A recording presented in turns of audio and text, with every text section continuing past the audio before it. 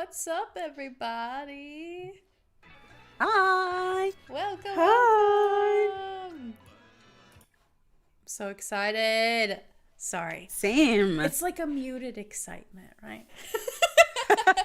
I will be loud about it. Yeah. I will be excited and very deeply loud. Shout from the rooftops. Woo! Well, I'm excited. yeah. Welcome, everyone, to episode 4 of our storytelling improv show. But then what? My name is Siera, aka Mystic, and I'm your host. I use she, any pronouns. And if you're familiar with Autumn Moon Studio, you're familiar with me. I am the creative director and founder of the studio. I am the DM for our Utopia D&D 5e podcast, as well as just like around out in the world. And I have two incredible guests with me today. I'm so stoked to tell stories with.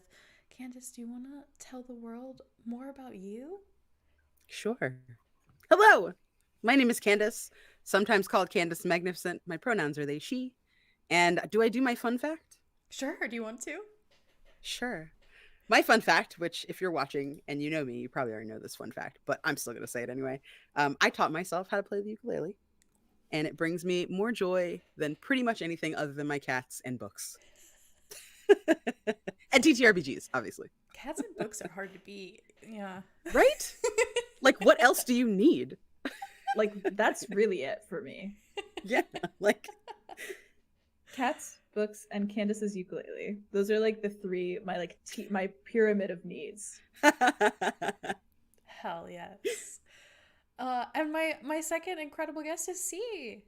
Hello. Hello, everyone. My name is C. I use they, them pronouns. You can find me all across the internet at seaplaysrpg. My fun fact for you all tonight is that I once caught a bird with my hands randomly. It wasn't like the bird was in the house. It was in a bush. So the whole saying of a bird in the hand is worth two in the bush. Actually untrue. A bird in the hand is worth a bird in the hand. And I did catch it. It landed in a bush and I just reached out and grabbed it, not really thinking through why I decided to do that. But that is my fun fact. And I'm very excited to bring the same kind of chaotic energy to this game. So brave. I could never. Thank you. Oh, thank you. It's so exciting. Well, cool. If it's your first time joining us for this show, I'll give you a little bit of a rundown. So we are all here, having done 0 really pre-conversations, to tell a story together. This is 100% improvised, although we do have the help of a randomly generated plot. And we are going to go around the horn telling the story. We each have 3 minutes, hence the timer below me over here. It's over here. And, yeah, we're just going to tell the story, beginning, middle, and end, completely improvised. It's going to be fun. It's going to be wild. The little conversation that we did have before the stream was to set up safety tools and also to understand what kind of story we wanted to tell tonight. And I think we all just decided to go full send chaos with the random plot generator. So I can't really give you any sort of content warnings other than this is certainly an adult show. Curse words are welcome. There might be some romance. There might be some scary things. But we are all staying super safe through our safety conversation prior to the stream. So, with that, I think it's time to generate our story. I'm nervous. I'm so nervous. I'm excited. Okay. Click. I clicked. Okay. Oh my gosh. How did the computer know? Okay. All right. Our protagonist is a food critic who can be goofy. The secondary character is a secret agent who tends to brood. I like the idea of maybe they're like a secret chef agent or something. Mm-hmm. like mm-hmm. Into it, Looking feeling for the it. secret recipe. Like a Understand. I'm understanding. yes, yes, yes. Mhm. And the plot, this is what really made me giggle, is a romance-tinged story about the perils of obsession. It Oh kicks my off at a goodness. fairground with an argument about Cats the musical. I mean, I have so many tailor-made. feelings about all of this. So many feelings. So many. So-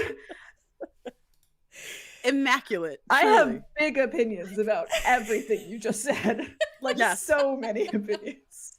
Yes, This is so great. I'm Okay. ready. I'm copying, pasting for our review behind the scenes. I'm going to get it going in our ticker. The lovely, lovely pieces of producing and being on screen at the same time. But yeah, a food critic at a fairgrounds? Why? Why are they there? Oh, I know why they're there. Okay, great. They're there for deep fried Oreos. Oh. Listen, this is which pickle is the best pickle. This True. is who has Yeah. the best cotton candy. Yeah. I- Whose funnel cake is I am most in it. greasy? Mm-hmm. Mm-hmm. Yep. Oh. Locked in. Mm-hmm. All right. Listen, we're keyed in. We know. Mm-hmm. Mm-hmm.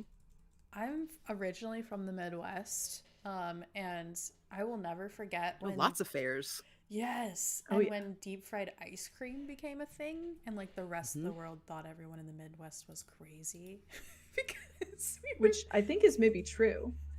it might be. As someone who lived in Minneapolis for a few years and pre-pandemic went to the Minnesota State Fair, which is the biggest state fair in the world, Yeah. deeply feral the things that they will serve at that place, at Oh. that fairgrounds.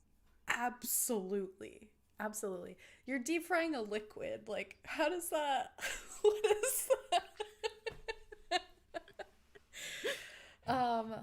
Well, cool. I and just this happens every time we generate the story, my brain just starts going and then I can't talk. But okay. I think we're ready. The last thing we need to do is decide the order. I'm always in the middle. So what I'm going to do is I'm going to pick a number between 1 and 10. And y'all get to choose a number. And whoever gets closest goes first. So I have my number. 9. 4. C is closest, so 7. No! No!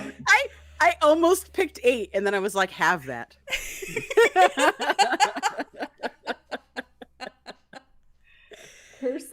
Curses upon my house. Oh boy. Chat is saying, wait, Cats the Musical, the movie? No, the musical. Cats the musical movie. The musical stage production that was So then... we are to ignore the existence of the movie? Hey, this is our Because I have the perhaps most this is feelings what the about that. argument I haven't seen the movie. is based upon. Neither have I. I will never see the movie because it's horrifying. I heard about the buttholes and I was out. Yes. Can I tell you both something very deeply cursed? Yes. Yes. The last feature film that I saw in theaters before the pandemic was Cats the Musical. See why? Oh. Why? I know. Why would you do this I to went for a yourself? friend's birthday because Okay. that's what they wanted to do. Okay. That's the kind of No! I'm questioning our friendship right now. That's what I would have said. it was This is purely like, for the chaos. unironically? It was purely for the chaos. Okay, Oh, then man. that's excusable. It was for the If it's for irony. chaotic reasons. Okay. That's so Right. incredible. Me as a fan of the original Cats musical, which is another cursed thing that I am revealing about myself here today. Very. I did have a lot of feelings watching it. It was a wild experience, and that I think is maybe the reason that the pandemic happened in the first place. I feel like I perhaps Can't am to disagree. blame. The shiny lips and the regular human skin with the fur everywhere else is a real problem for me. Oh. It's like the real costumes issue. are gorgeous. The costumes on the musical are amazing. And If yet it were just costumes, we would have been fine. You did I can not deal have with to the CGI play. that. No, that's my issue right there. All right. Well, we're Oh starting God. in a fairgrounds with an argument about Cats the musical. Perhaps we just helped you set up the perfect starting argument, see. As we start the game, I'm gonna count us down from 3, and then I'm gonna start the timer. So, 3, 2, 1. We pull in on lights. Blinking lights in every color imaginable: red, orange, yellow, green, purple, blue, pink, in a circle going around and around and around. A Ferris wheel, a place of joy. And then just beyond that, more lights and more and more and more and more as we take in the county fair. The biggest and most beautiful fair, and known, of course, for its exquisite cuisine. We see the carousel, the dancing horses. We see the games, the rides, but we are not here for the games or for the rides. We are here for one reason, and one reason only: to end an ages long, an eons long, an eternity of infighting about what makes the best fair food. Is it your deep fried Oreos? No, it couldn't be. Is it your funnel cake? No. Is it your pickle on a stick? Is it your corn dog? Is it your cotton candy? The people need to know. And one person in particular needs to know. We pull down on our protagonist, who is currently holding not 1, not 2, but 4 pickles on a stick in one hand, gesturing forward and saying, okay, but magical Mr. Mistopheles, listen, magical Mr. Mistopheles would have a tail at least twice as long as that if he was actually going to be doing magic tricks. So this butter sculpture is just, it's heinous, okay? I don't know what to tell you. This looks nothing, he doesn't even look magical. He looks slightly melted. Are you sure that the butter is supposed to be like where it is? I'm getting I don't know. I'm starting to lose my appetite, and I haven't even started my food tour. Okay, so what happens next, Mystic?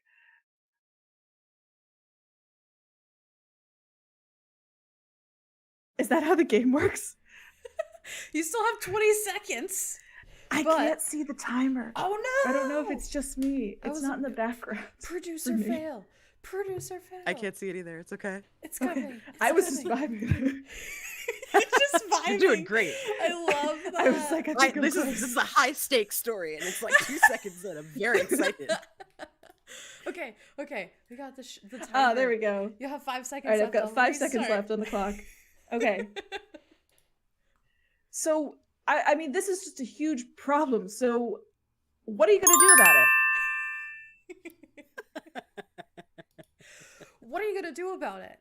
And this smaller, short, feminine-looking individual with like a big purple mohawk and a leather jacket, chunky boots, looking very out of place at this standard fairground filled with flannel and children and homogeny, just stands next to this person wielding these sticks of pickles. Look, first off, I think you need to just calm the fuck down, all right? Cats is based off a collection of stories by T.S. Eliot about cats. And the fact that it's even made it this far into the social culture zeitgeist is just so dumb at this point. You know, we're like millennia. He like bites into one of the pickles that the guy's holding. Hey, what are... I'm trying to critique the foods here, okay? We're on a mission, all right? And I think Bax, the leather jacket wearing mohawk person, is just like, well, you know, it's not that pickle, I guess. Maybe we go try the elephant ears? So they walk through the crowded streets. You can hear the oh shit, what are they called? Demolition derby happening in the background. The crowds are cheering, the crunching of cars, a kid crying into their cotton candy holding the hand of a parent walks by. But then at the corner of their eye, Penelope, having finished all of her pickles, sees someone she recognizes. What are they doing here, first off? And second off, why are they crouching into her turf? I was supposed to be covering this county fair. Why would someone else from the department be here? She turns away quickly before the other person can see and continues following Bax through the streets of people. Hey, you want to go do the blow up giant boxing mitt thing after the? We could take a break, right? And Penelope just gives them Bax. Did you know this? But then what? Penelope glares at Stefan with the fire of 1,000 suns, eyeing him and his 3 pickles now, dripping grease all over his hands, his too big shirt and too big shoes and red clown nose, clearly impeding the olfactory component of his food critic job, and eyes him up and down, rolls her eyes. What are you saying? Do I want you following me around this fair while I'm obviously trying to do my job? No, I do not. I don't want to go and do the boxy thing. I am at work. I'm a professional person. Professional person? Have you seen yourself? You stick out like the sorest of thumbs. Purple mohawk, chunky boots, leather jacket. What are you doing? You're in a sea of flannel. How does this work? It works because I draw the eye to me, and then I make people feel uncomfortable, and they look away. You would know that if you knew anything about anything. How good could you possibly be at being a food critic if you can't even criticize me properly? I'm out. She looks left and right and spies that same person ducking underneath the awning of what appears to be a fried Twinkie establishment. She starts weaving her way through the crowd as she hears the honk, honk, honk, honk of Stefan's shoes trying to keep pace with her. She tries to completely dodge out of the way as a group of ridiculously loud teenagers accosts another group of friends, kind of making this clash in the middle of the fair. And as she finally gets in front of this location, she sees the person go into the funhouse. It has a huge picture of a clown on the front and a big spinning hypnosis kind of looking wheel that acts as the opening of the door. And she kind of looks behind her, sees that her pursuer is just absolutely obsessed. He's screaming the lyrics of Memory just at her in the middle of this fair, and she can't get away fast enough. You know what? At least if he follows me in there, his outfit matches the decor. No one's going to think anything of it. Maybe they'll just think I'm being followed, and so the problem will take care of itself. So she walks inside, and she's immediately accosted by the strong smell of sickly sweet kettle corn, the stickiness of the floor, like a million people have dropped all kinds of disgusting things all over it, and a weird undertone. What is that? Kind of salty, kind of tart. Is that feet? Why would there be foot smell in a funhouse? She clears her mind just in time to see the person go through a room of hanging bags with clowns painted all over the front of them. And as she pursues, what happens next? Well, Stefan, of course, has to just chime in because they just know everything about food, don't they? They take a huge whiff, and I think the clown knows, like, it makes a squeak as they inhale. Squeak! What is that smell? What? Now, Penelope, what is that? Are you smelling what I'm smelling?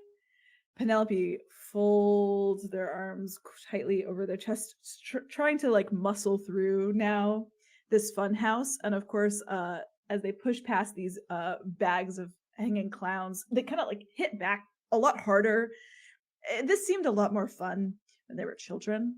But Stefan, of course, is quite persistent in this endeavor. No, it's not funnel cake. No. It's not deep fried beer. It's not deep fried pickles. It's not deep fried. I think anything. It's not. It's not the smell of a fryer.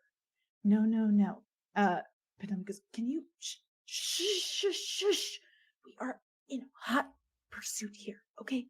Hot pursuit. All right? If you actually want to know what's going on with this other critic who's at the fair, then we have to do some recon, all right? Like, recon mission. You understand what I'm saying to you? Absolutely no, I do not. This is the real mystery, okay? This smell, because it's not foot smell. Listen, I know.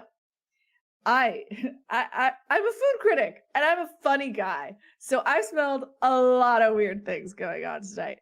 So again, we just have to go through the list, Penelope. We just have to go through the list and we'll figure it out together, all right? And Penelope just says, oh my god, I literally have no idea why I agreed to come. Okay, and they run a hand through that like thick purple mullet before rolling their shoulders again and now charging with fiercity and passion through this part of the fun house, getting knocked back and forth. This really did seem so much more fun when they were kids. However, Stefan finally realizes, and I think there's a sudden intake of breath, the clown nose honking as they do so. I've got it. This could be big, Penelope. I know what the smell is now. Okay? Okay, stay with me. No.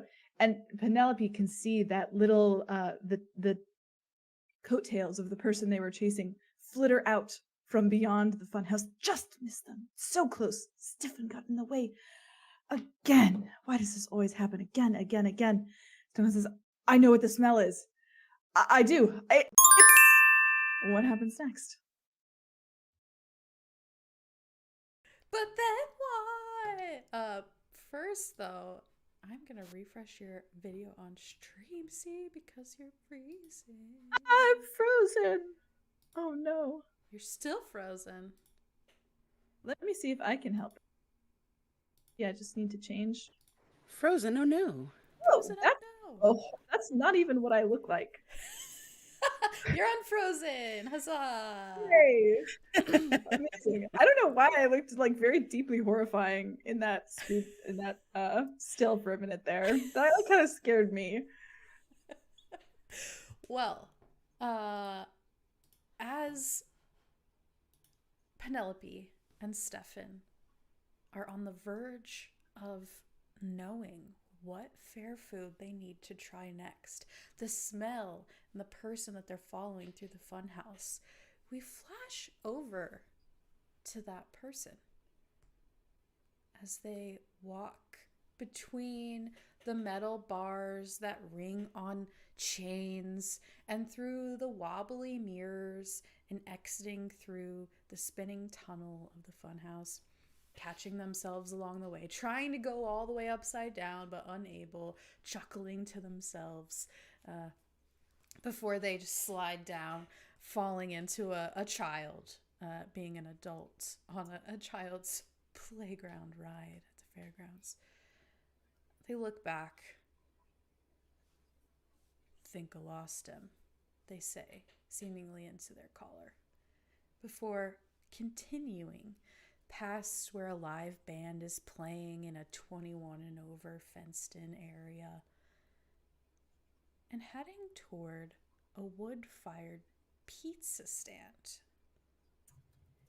It has a long line, but they think that they've distracted their coworkers enough to get there, try the pizza, and get the article before they sell out.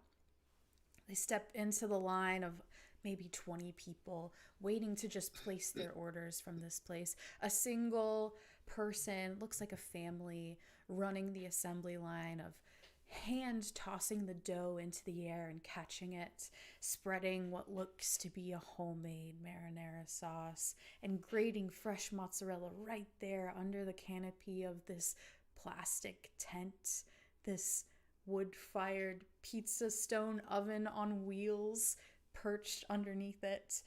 The sun is feeding in a bunch of wood, and just sits and waits.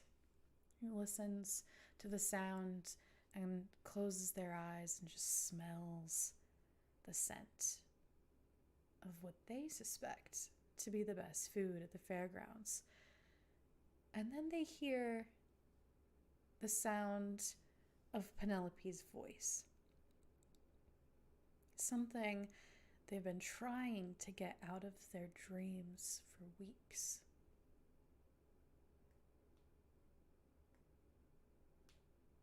Penelope doesn't sound too thrilled at the runaround that they gave her. They chuckle to themselves in line as they wait. Kind of, but then what?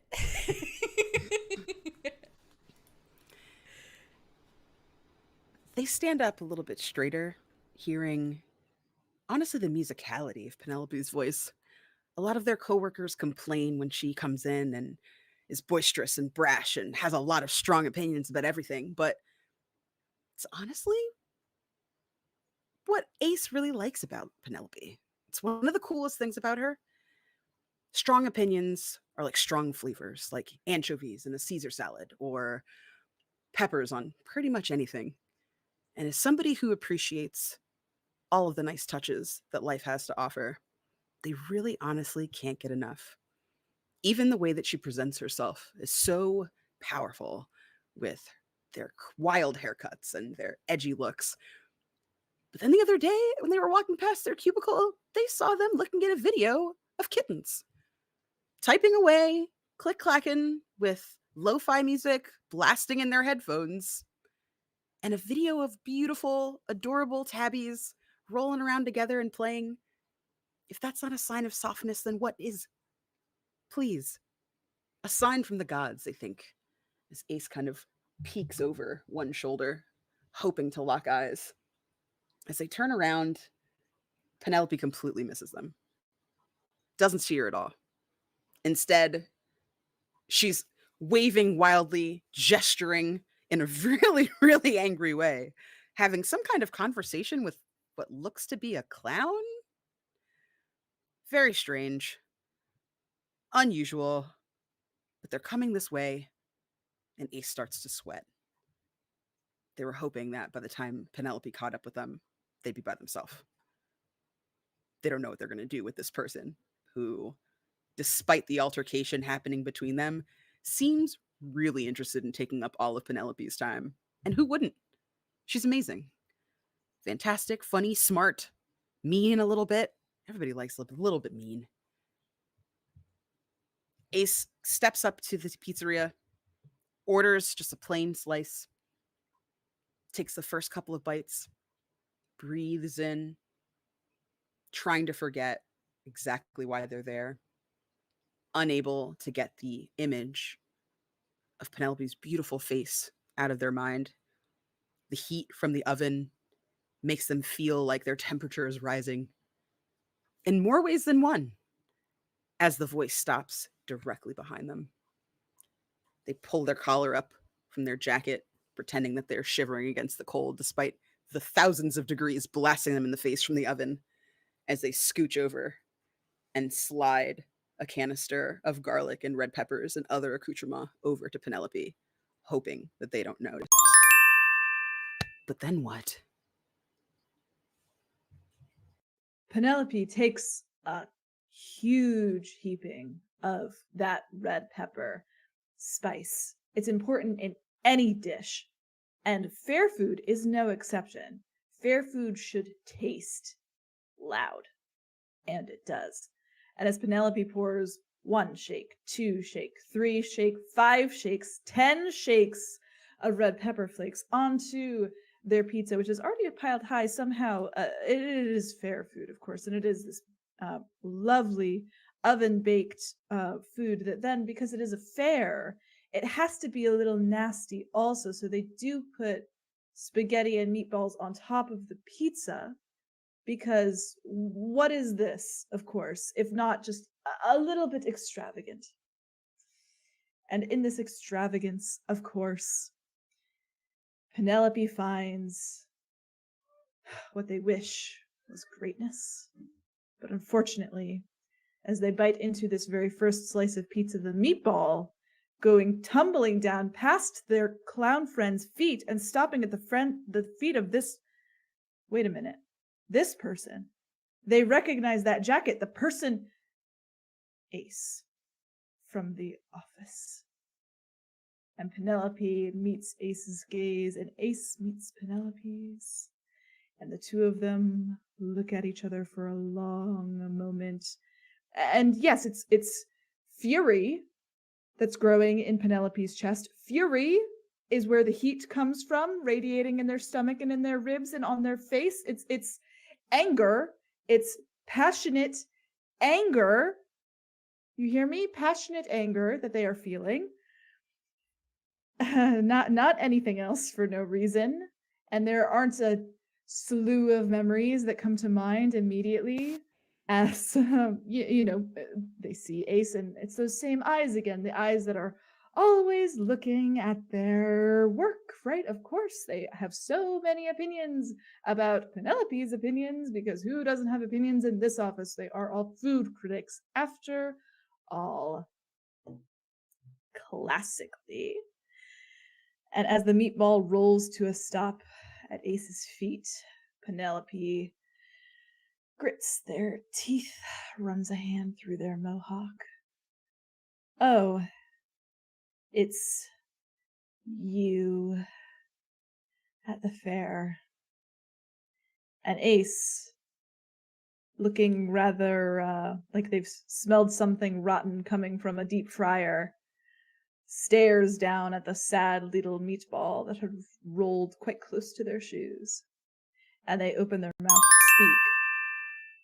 But then what happens? What a wild place to take over. Ace, looking at the meatball, looks up at Penelope, and instantly their face changes from that of disgust to just like softness. A softness is found there. Oh, hey, Penelope.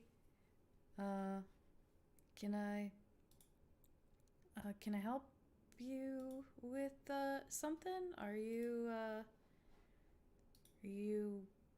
I didn't just stumbling over their words, unsure what to say, fearing that little bit of meanness that they find to be so cute, as Penelope kicks the meatball away from Ace's shoes a little bit further, and Stefan says, "This the guy?" Eating his own slice of pizza, walking up between them as they stare down at one another. Yeah, it's them. Ace, this is my beat. Can you tell me what you're doing here? I know you're not here for food. At least not outside of an assignment. And Ace chokes down a big gulp, their Adam's apple moving a little bit as they do so visibly. They begin to clasp their hands in front of them, rubbing the fatty part of their thumb a little awkwardly. So Susan wasn't sure if you could cover every stand here in one night, and since this is due to print in tomorrow's version of the paper, she, I'm here to help. Penelope's mouth opens as this fury builds in her, kind of bubbling up. Ace sees this and kind of instinctually takes a step back. Um, you know what? I'm gonna go see if the kids' cookie stand over there is the best food, and maybe try to throw a ring to get one of those like wooden cane things or goldfish or, steps backwards until finally trips over a mom with a stroller, falling onto their bum. Penelope just standing there, sort of staring at them incredulously. Stefan saying, "Smooth move, mister." Honk, honk, honk, honk, honking their nose. Despite herself, Penelope lets out a laugh, and not just any laugh, a laugh with a deep chuckle resounding behind it and a snort right at the end.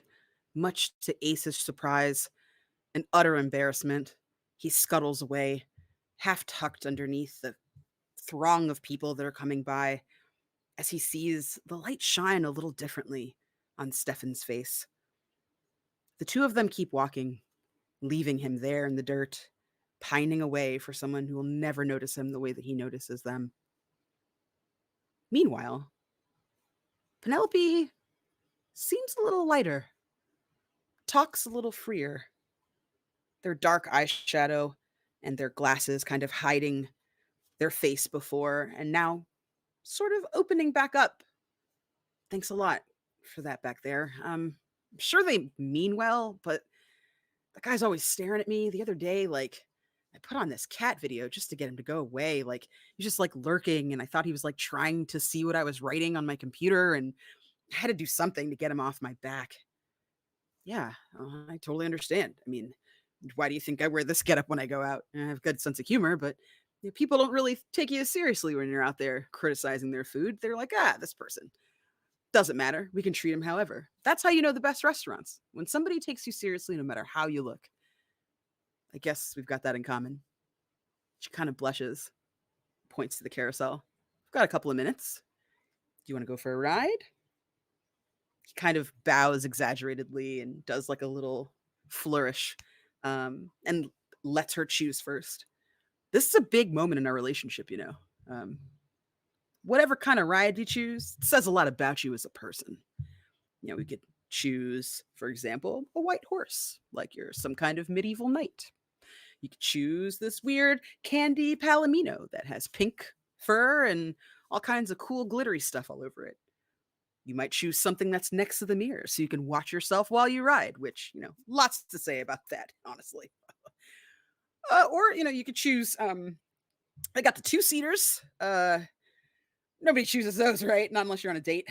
It's weird. I'm not saying we should choose that. I'm just saying that's an option. Or you can go with just a regular brown horse if you're into the cowboy thing. Just something pretty straightforward. Yeah, so where do you like to go? She looks around kind of hesitantly. Normally I'd pick whatever matched my outfit. But I don't know. Tonight I'm feeling a little adventurous, so to speak. She kind of looks back and forth between the two-seater and the knight in shining armor horse with golden mane and the beautiful fluffy tail. She looks up at him. What do you choose? But then what? But then Stefan looks past that two-seater to see the real deal, one could say. The best seats on this carousel, the best seats perhaps in this fair, to get the finest view of every single food booth that this place has to offer. It is, of course, the corn dog and the funnel cake They used to be horses, but after some rowdy teenagers were a little bit too rowdy, they had to get replaced, and now they just kind of look like a corn dog. They are perhaps the least popular seats on this carousel. However, and Stefan knows this, they are the best for getting the best view of all the foodstuffs in the carousel. And they gesture kind of wildly. I know. Best seats in the house. Come on, I'll show you. And as they lead Penelope over toward these strange amalgamations of what used to be a horse and is now a fun, fair food dish, the two of them taking their seats, of course. Penelope, I feel a little undignified. Are you sure this is where you want to sit? And they cast kind of a longing look across over at the beautiful white stallion, which has now been claimed by a toddler and their parents, forlornly looking back. And as the ride starts to move, slow pace at first, Stefan begins to point out all of the booths, the light from the carousel starting to shine across this clown makeup in ways that highlight, wow, what a handsome brow, what a sparkling, beautiful dark eyes that they have. No, just must be a trick of the light. Right, yes, there's the funnel cake.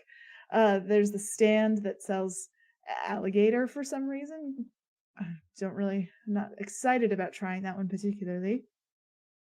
But there, that stand, and they see it now, flashing into view, piercing almost between the two,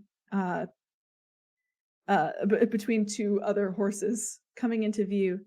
The stand, the food stand that has a line that will take not one, not two, but 2.5 hours to get to the front of. The highest contender, the 25-year winner of Best Fair Food. That stand is, of course,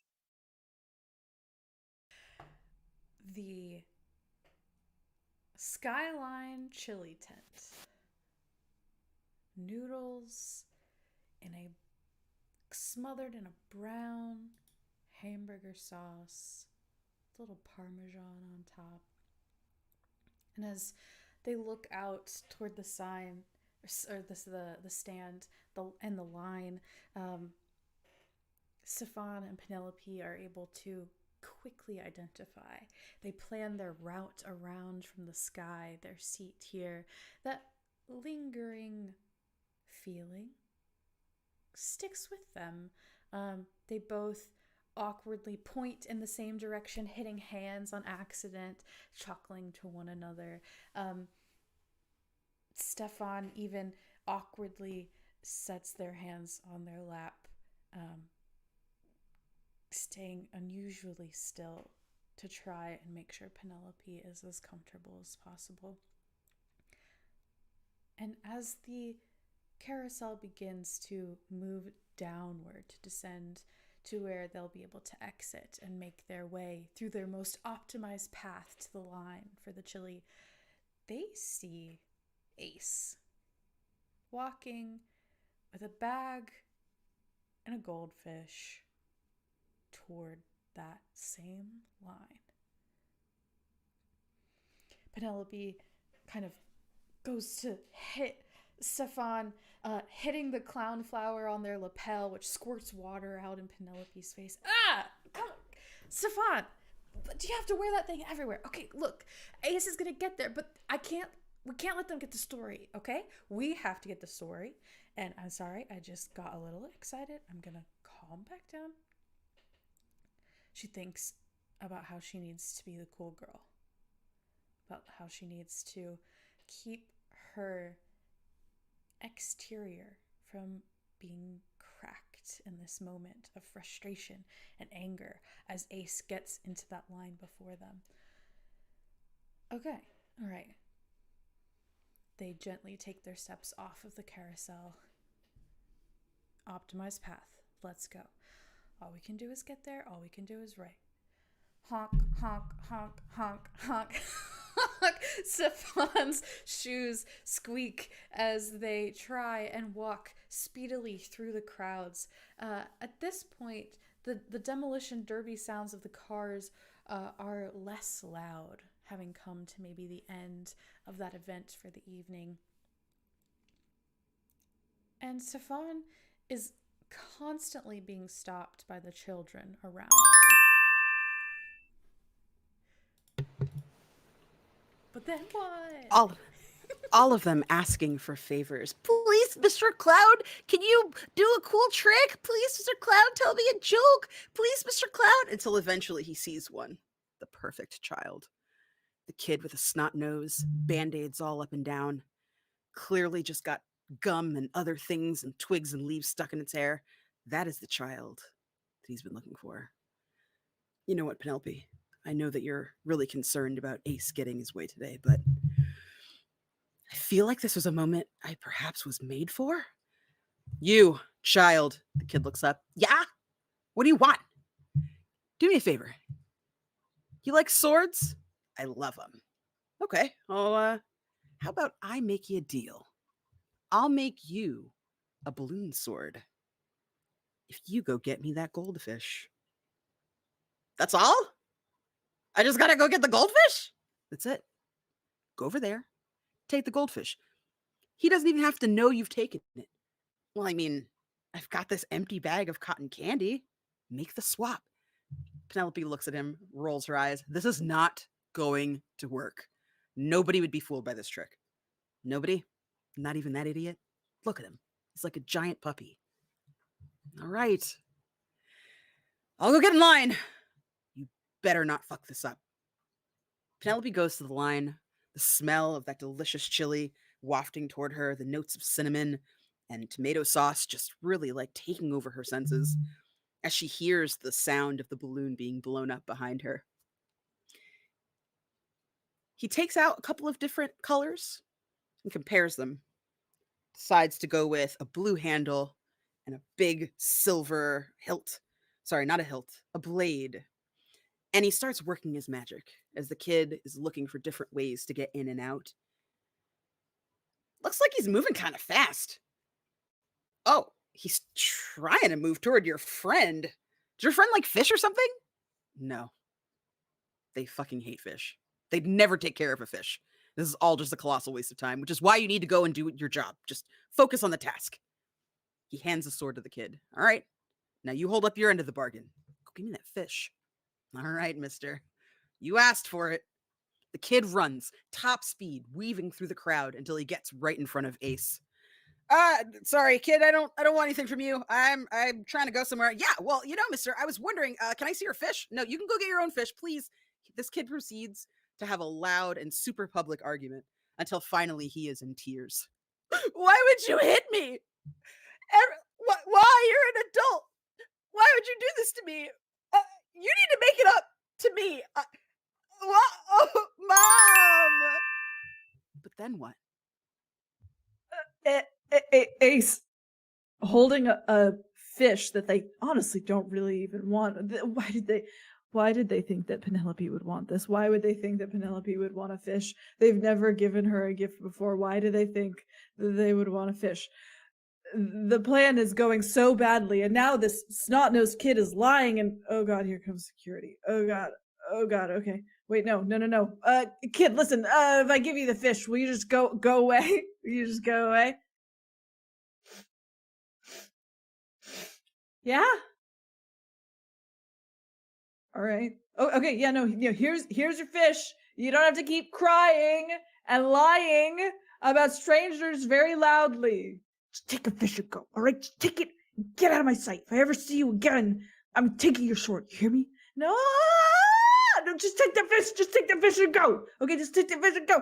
And Ace shoves the fish into this child's hand, who now is overburdened with a balloon sword twice their size, and now a gigantic goldfish. This goldfish, of course, will go on to be the oldest living goldfish known to mankind, of course, as all fair fish are known to do. However, that is not the story we're telling tonight. The story we're telling tonight stays with Ace, Penelope, and Stefan. And as the toddler, this child totters away, throws a wink over their shoulder at Stefan, who honks their big red nose in concert, uh, flashing two thumbs up.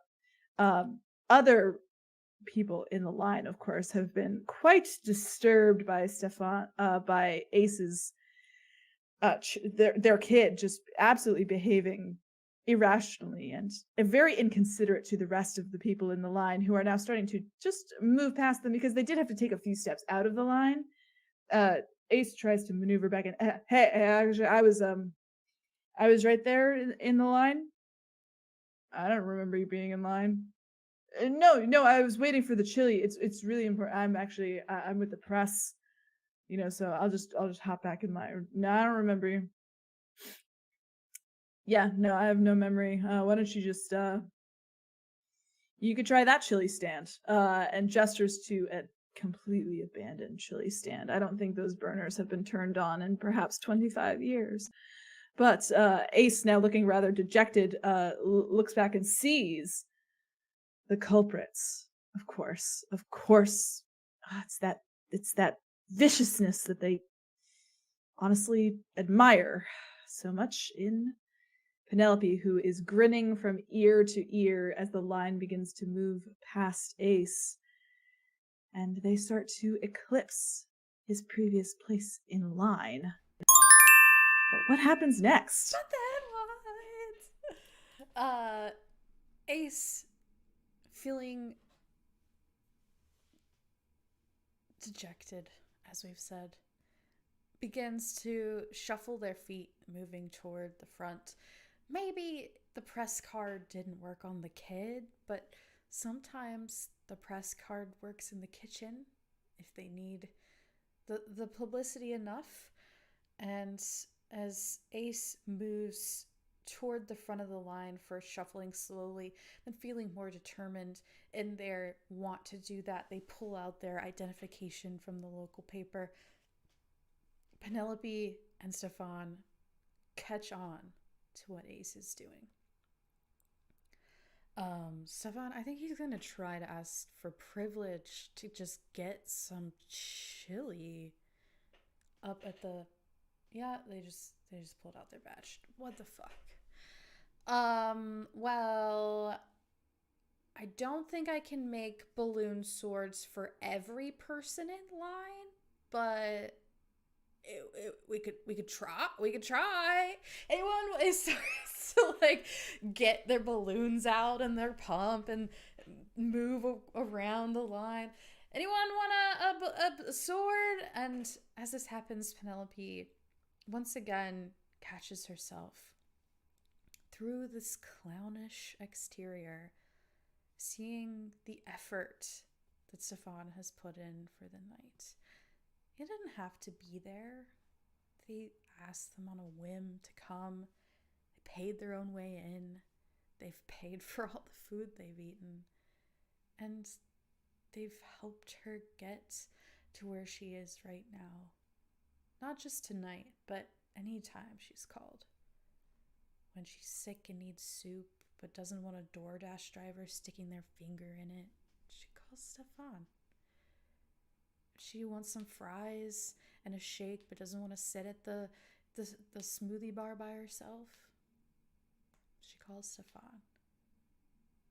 And in this realization, she also does a moment of self-reflection as the twinkling, colorful lights surround the area, bringing this bright glow to Stefan's already bright clothing. She realizes that her love for Stefan might not be the kind that makes you want to take someone home at the end of a very long night, and instead is the kind of an eternal friendship.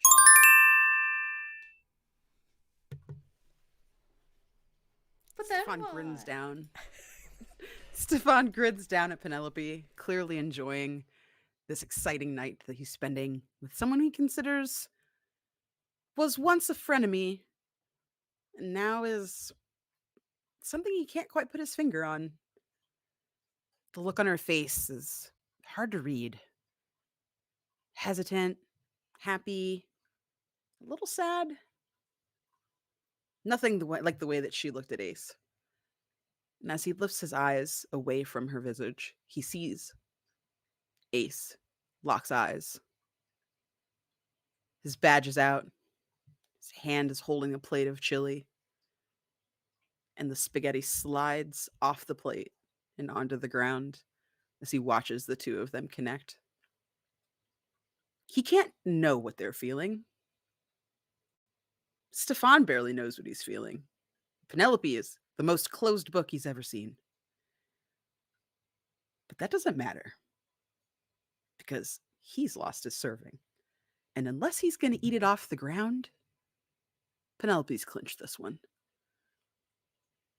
Stefan looks down and says, "Hey, listen, what if I told you that I could make up a good reason to cut the line? I know you like doing things by the book. I get it. You're all serious and tortured, and you don't like people doing things for you unless you've given your express consent. I understand. But the night is young, and the quicker you get this done, the more fun we can have." "Yeah, all right. What do you have in mind?" "So I've got good news and I've got bad news. Which do you want first?" "I mean, the good news, I guess." "Okay. So the good news is that I know somebody." Just looked over there. First of all, Ace dropped his spaghetti. It was hilarious. It's all over his shoes. Second of all, I know somebody back there. The person that handed him his food, we go way back. "Okay. What's the bad news?" She winces expectantly. "The bad news is he's my ex-boyfriend.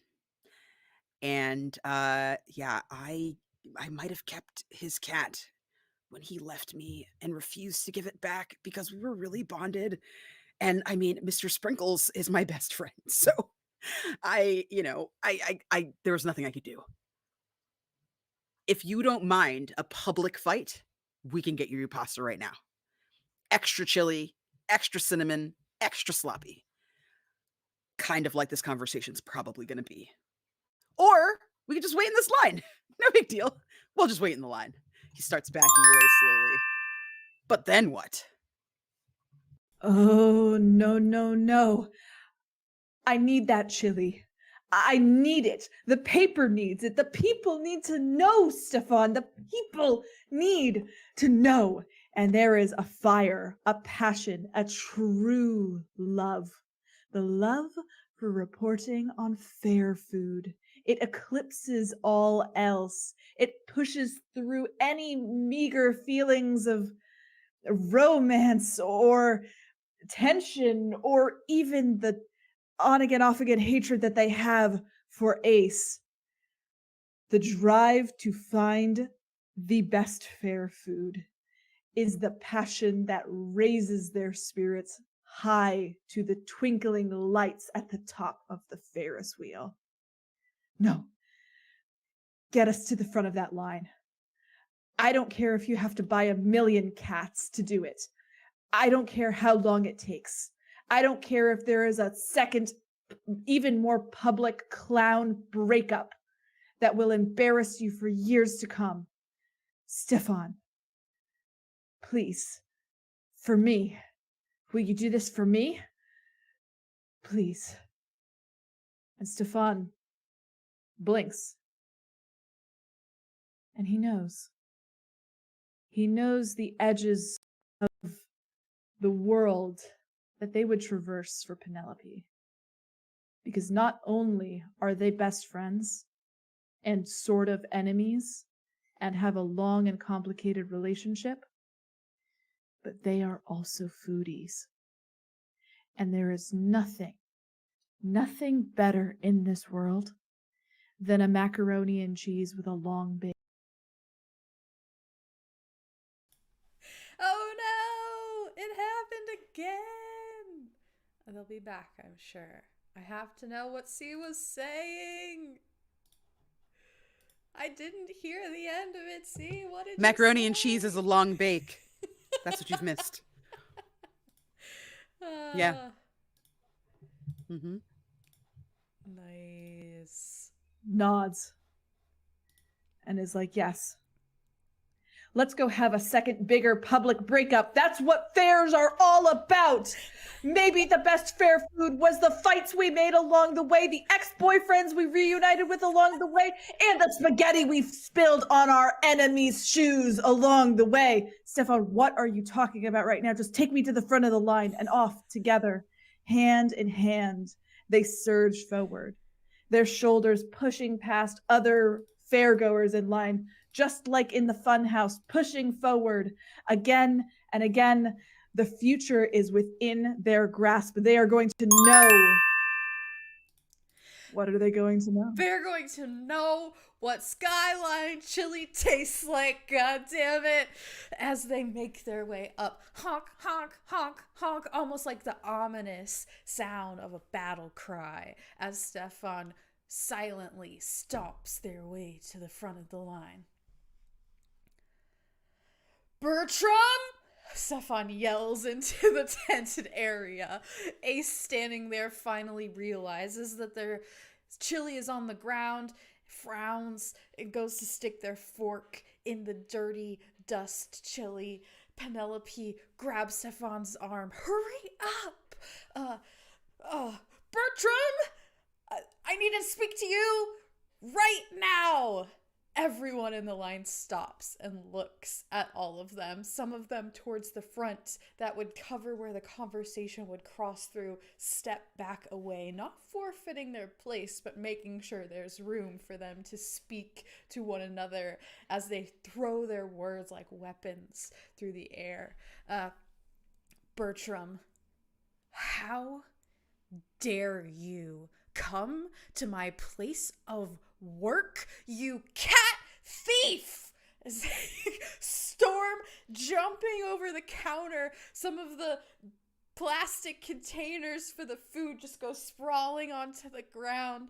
You almost hear someone go, wah, wah, wah, under their breath as they get over the counter, stomping their feet into the ground, holding their space. Penelope seizes the moment. She comes around to the side, says, I'm sorry, excuse me, my coworker over there, Ace, yeah, they seem to drop their plate. We're supposed to be writing an article about the best food in the fair. Is it possible to get another one? I know, I'm so sorry for the inconvenience. And the person grumbles but hands her a fresh plate.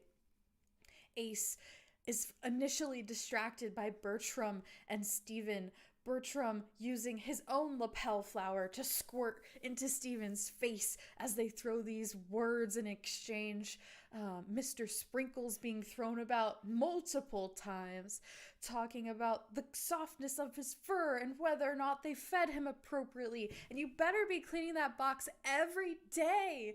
I did it. Would you? Ace comes around the corner to where Penelope is eating and just takes his empty fork and puts it into her spaghetti and throws some in her mouth. Penelope, seeing them do this, takes the other side of the plate, putting their own spaghetti noodles in her mouth, and they both just chew ferociously, not breaking the noodles, but slurping them up into their mouths together as quickly as they can, staring at one another over the plate. But then what? As they munch, each of them furiously staring at each other, locking eyes, the echo of the chorus of ooh, shocked sounds ricocheting off of all of the booths as the two gentlemen go at it, screaming at each other, sidelong glances being thrown. This chili is so, so good. The crunch of the fresh onions, the tartness of the sauce, the perfectly tender meat, the al dente pasta, the cheddar and Parmesan mix, new this year and only at this location. Their breaths are taken away as their eyes soften toward one another. They get to the bottom of the plate, scooping up the last bits. Notepads already out in one hand, waiting to start scribbling down their copious opinions. until one strand of spaghetti rests between each of their lips. Penelope looks up into this face that she's been staring at over and over again every single day. There's just something about him. They make her so mad. She just is enraged every time she looks at Ace. But right now, long eyelashes, smattering of freckles, full lips. I don't know. Is it the chili? Is it the moment? Is it the setting? Ace looks expectantly toward her, begins to slurp the spaghetti, moving closer and closer to her face, eyes filled with longing, dropping the field notes book on the ground, the review completely forgotten. Penelope feels a hand caress the outside of her arm, nice and warm.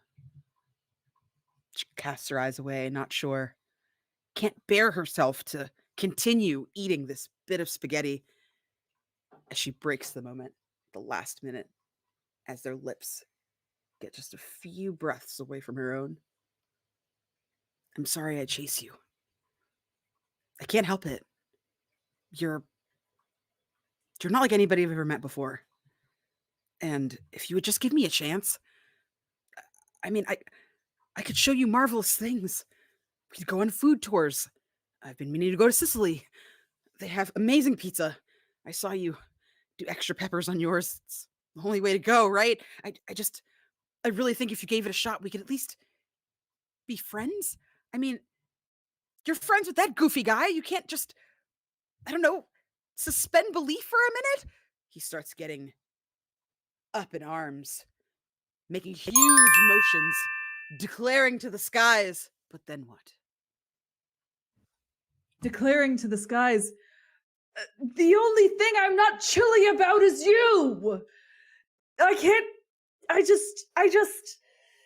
It consumes me the way that a good sauce could consume everything in its path. Sometimes you only taste the sauce, and when I'm around you, I only taste the sauce. You make my brain feel like spaghetti. You make me feel like I've slipped on a banana peel. You make me feel like I'm dough waiting to rise in the oven. You are the warmth that would turn me from wet, slimy dough into a loaf, into something soft that you break across the table. I mean, no, you don't break across the table. I mean, you could break across the table. I mean, sorry, I've lost the thread. The bread that you break together over dinner. A community. A real friend. Because I've been just obsessed with beating you. And this whole time I wanted you to notice me. I wanted you to notice me the way that you notice the subtle hints and flavors in cotton candy. It's just sugar. It's literally just sugar and food coloring, but you see so much more in it, Penelope. I wonder if you could see something more in me too, than just sugar, than just spice, than just me. What if we were us? And cutting across the din, coming from two clowns wrestling upon the floor, comes another cry, just as loud, just as passionate, from the ground. I took Mr. Sprinkles because he reminded me of magical Mr. Mistopheles! And then pulling back into this moment, Penelope's eyes wide, a single strand of spaghetti cut, broken the connection between them, dangling out of the corner of their mouth, the same way that that beautiful, incredibly vivid purple hair hangs around their face, down their back in that bright, bright mohawk. They blink, her eyes going wide, the flush over her cheeks looking like the perfect pink of a fine cotton candy. I didn't know you felt. No, don't. Don't say anything. I just needed to say that. But what happens next? Next, Penelope hears an uproar of "aw" and applause from the other direction, where the two clowns are now just fully making out, rolling around in the dust of the dirty pathway. Penelope looks back. She stares into the eyes of Ace, searching for her own feelings. I think I hate you, but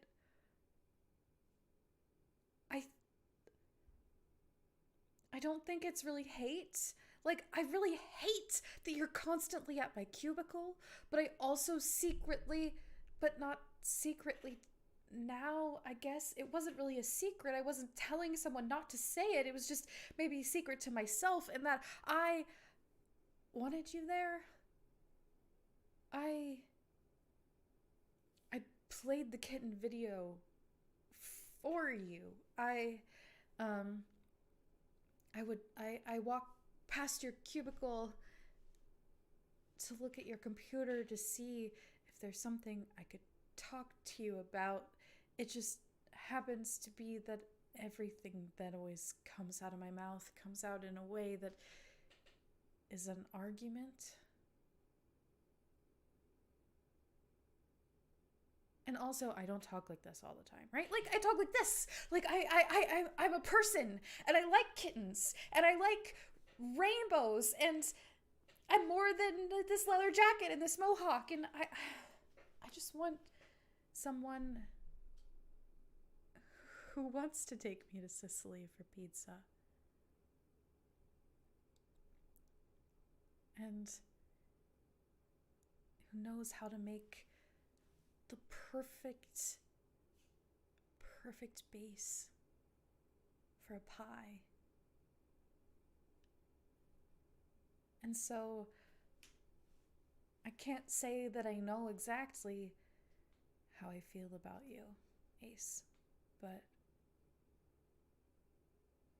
your question, can we be something?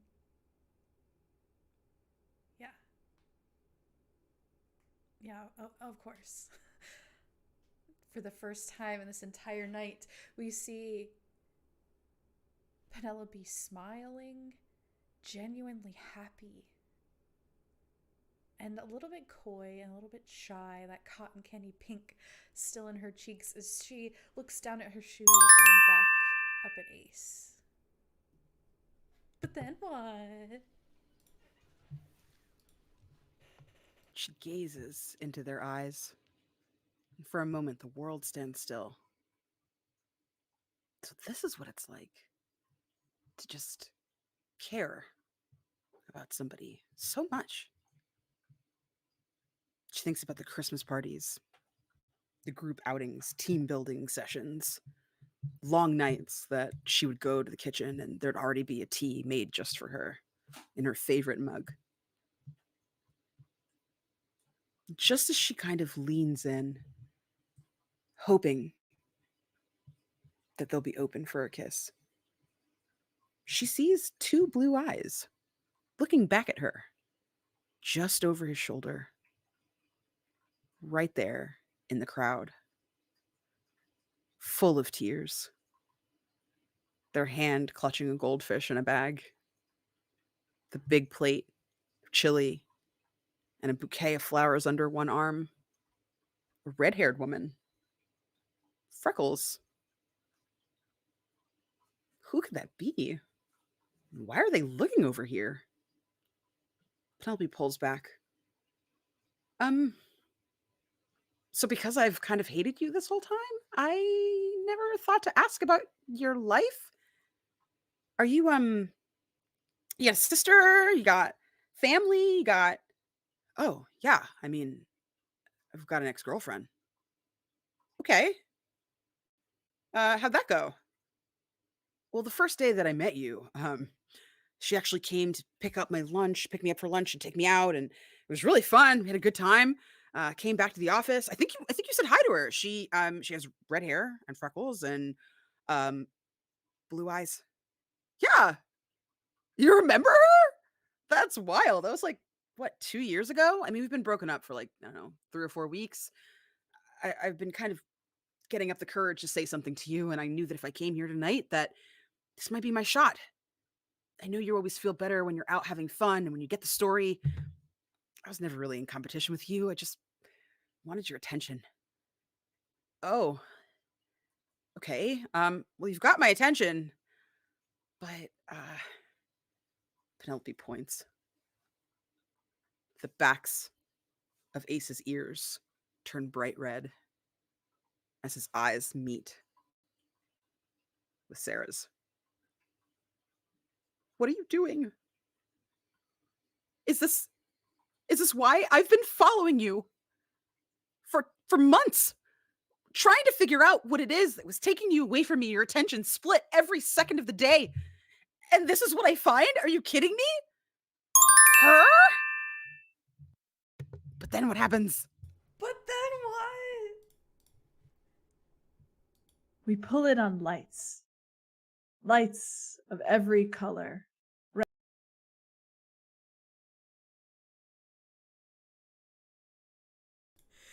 Wait, see? No! They're gone again! The most dramatic moment. Wait, Okay. we're Indeed. back. I'm gonna reset the timer. Okay. Lights. That's where you were. We were drawn in. All right. Lights. Red. Orange. Yellow. Every color. Bright as a child's laugh. As full as a warm stomach. Full of your favorite fair food.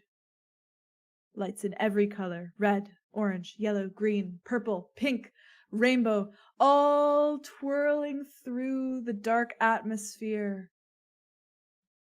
in color, sound, community. It's the fair. It's the county fair, of course. And we see a Ferris wheel, a thing that goes in a circular motion that has horses on it. Forgot what it's called. Carousel. There we go. Thank you. We see a fun house. We see a chili stand. We see cotton candy bags strewn on the ground. We see a young child clutching a fish, looking down and going, "You know what? I'm going to name you after my favorite character from the 2020, maybe 2019. I don't really remember when it came out. Cats the musical movie. That's my favorite thing in the whole wide world. Yeah, you're gonna be named." And we pull out before we can hear the cursed words that come from that child's mouth. And we see a butter sculpture melted and torn completely in two as Ace has been picked up by the front of their lapels and thrown through the butter statue of magical Mr. Mistopheles the cat from Cats the Musical. Butter everywhere, tears everywhere, just as a county fair should be. This is the pinnacle of not just culinary research, but of what truly makes food, the people you share it with. And two reunited clowns, a very, very messy public breakup, the second of the night. There should be at least several in any good fair. The sounds, the smells of the best chili 26 years in a row. And we pull out and out and out, and the single word. No, not a single word. Many words come to Penelope's throat. But all she can muster in this moment of is, "Damn, that chili was really, really good." And that is the end of our story.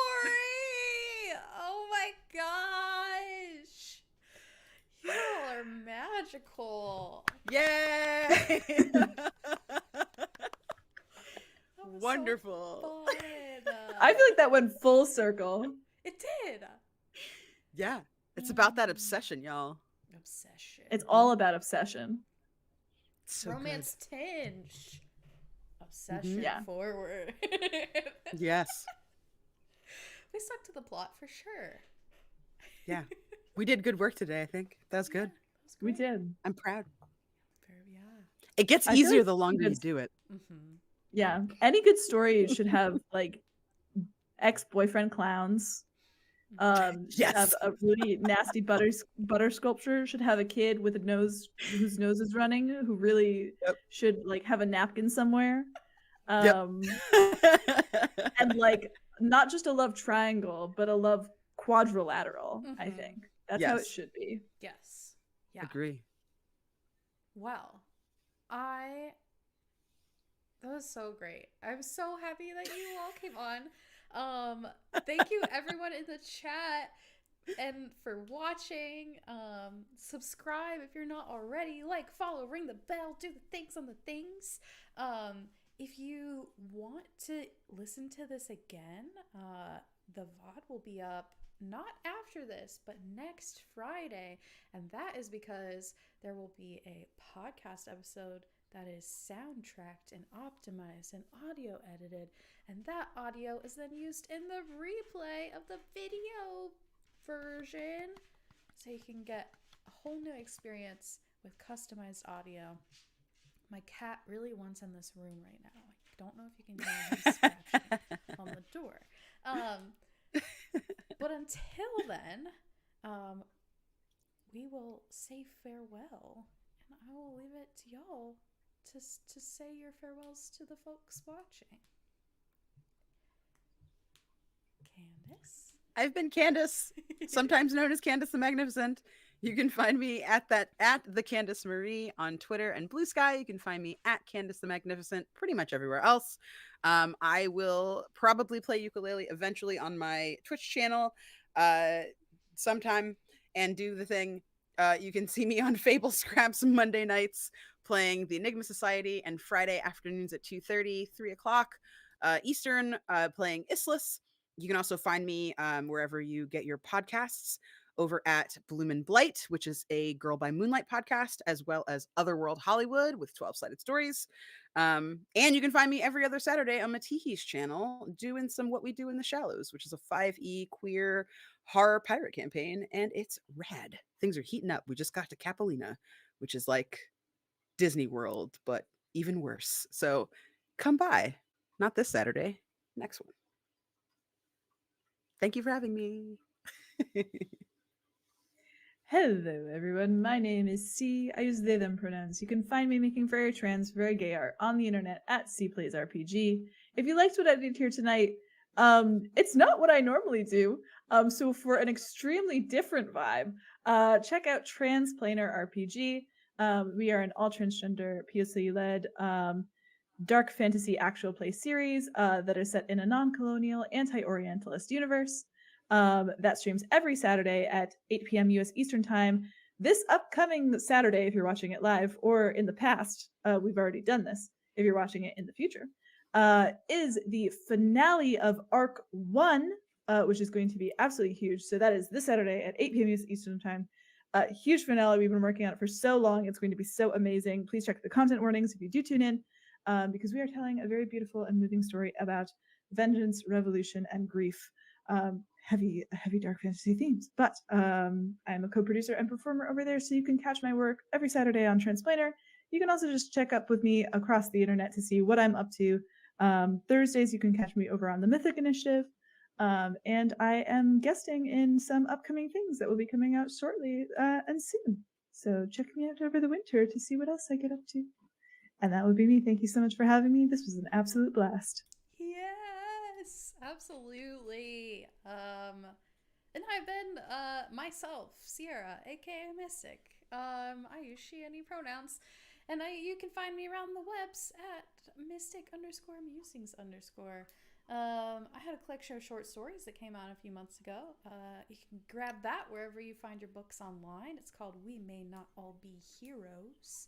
And it's the 10 short flash fiction stories from the NPCs of the world of Utopia, which is the podcast / actual play that we do every Monday here at Autoimmune Studios. I'm the DM for that world creator. What else is going on? We have another episode of But Then What in December, second Tuesday of the month. It's a once a month thing. And we have a stream, a one-off adventure stream coming up in December as well, with the largest cast I've ever DM'd for, because everyone I asked said yes. And so that means that the cast is off the hook, and y'all will need to be back here for this dark academia thriller D&D 5e podcast stream, one-off adventure. And that's me. I'll also be at PAX U. Come say hi to me. And I might be at like the Wizards thing, because I didn't say this, but I'm a game producer in the D&D studio for Wizards of the Coast. So I think I might have to sign books somewhere, but I'll just be there. Come find me, say hi, stop me, say hello. And yeah, I'm around. I'm here. I appreciate all of you. Thank you to Candace. Thank you to C. Thank you to all of you for tuning in. And I hope you all have a really, really incredible rest of your night. Bye.